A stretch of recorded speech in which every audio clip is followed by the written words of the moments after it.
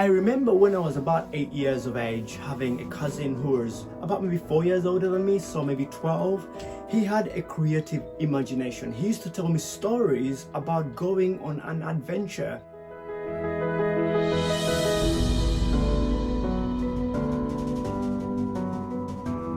So as an 8-year-old listening to a world being created by my 12-year-old cousin was mesmerizing. It was thrilling. It was creating stuff that was beyond our reach.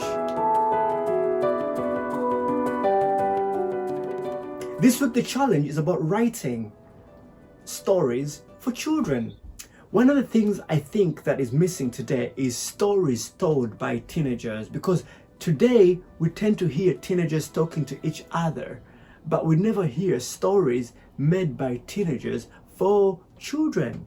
I recently went to Uganda and I was looking through the bookshop and I was looking for books to buy for my kids. And one of them caught my attention just by the title, The Man Who Ate His Eye. Captivating title. You want to open and find out what the heck is going on here. All this is not true, but it helps kids learn language. It helps kids communicate. So I thought, how about if young people who are still excited about life and adventures, how about if they wrote stories for kids? How would they look like? So the challenge is about you thinking of a theme, thinking of a captivating title, and writing a short story. But what we want to do is, after the stories have been written and illustrated, we want to compile them and then hand them out to some of the families in our church so that they can connect with our young people. It says meow. It says, good morning, good morning. And who used to say that to me every morning? The granddad. Granddad said it. Okay, let's read it. I think one of the things our kids love is if there's a catchphrase that they can repeat and get into, it kind of makes it personal and builds memories within the family. They love rhyming books, they love silly stories.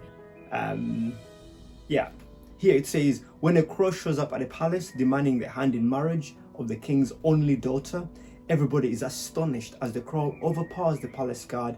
The king is in dilemma. Will the crow and a human being get on as husband and wife? Just the story, or just the title, makes you want to hear more about this story. The chicken that hatched a cow. You can make it something funny, something informative. Make sure the language is simple. If you want to write as many as 4 short stories, that's okay. If you want to just write 1, that's okay. If you want to contribute and write a story together as a team, that's still fine. But I look forward to hearing your creative imagination and for being part of this challenge.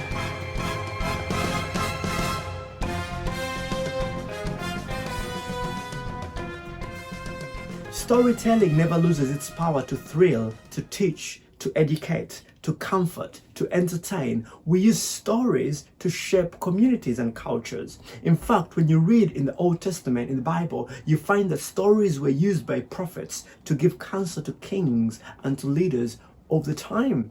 In fact, Jesus himself used stories to speak to both his followers and those who were against him. It was a great way of communicating a message without getting very personal.